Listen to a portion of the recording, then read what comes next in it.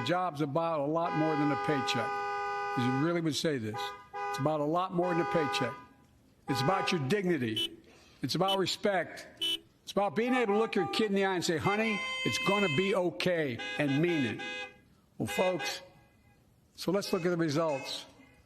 We're not finished yet by any stretch of the imagination, but unemployment rate is at 3.4%, a 50-year low. A near record unemployment.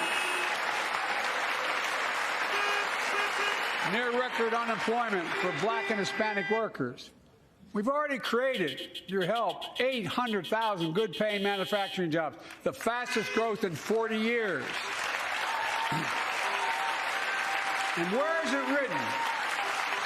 Where is it written that America can't lead the world in manufacturing? And I don't know where that's written. For too many decades, we imported projects and exported jobs. Now, thanks to what you've all done, we're exporting American products and creating American jobs. Folks,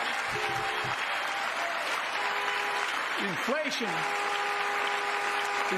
has been a global problem because the pandemic disrupted our supply chains, and Putin's unfair and brutal war in Ukraine disrupted energy supplies as well as food supplies, blocking all that grain in Ukraine. But we're better positioned than any country on earth right now. But we have more to do. But here at home, inflation is coming down. Here at home, gas prices are down $1.50 from their peak. Food inflation is coming down, not fast enough, but coming down. Inflation has fallen every month for the last 6 months, while take-home pay has gone up. Additionally, over the last 2 years, a record 10 million Americans applied to start new businesses. 10 million. And by the way, every time someone starts a small business is an act of hope. And Madam Vice President, I want to thank you for leading that effort to ensure that small businesses have access to capital and the historic laws we enacted that are going to just come into being. Standing here last year, I shared with you a story of American genius and possibilities.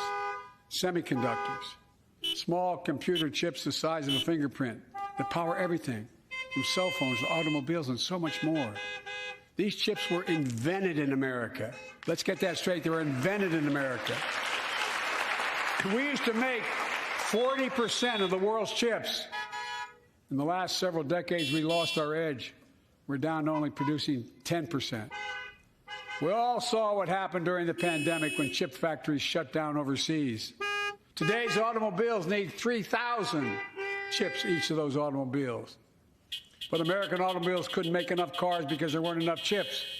Car prices went up, people got laid off. So did everything from refrigerators to cell phones. We can never let that happen again. That's why we came together to pass the Bipartisan Chips and Science Act.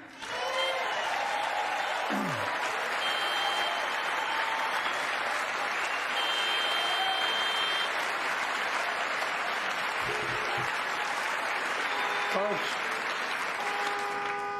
I know I've been criticized for saying this, but I'm not changing my view. We're going to make sure the supply chain for America begins in America. The supply chain begins in America.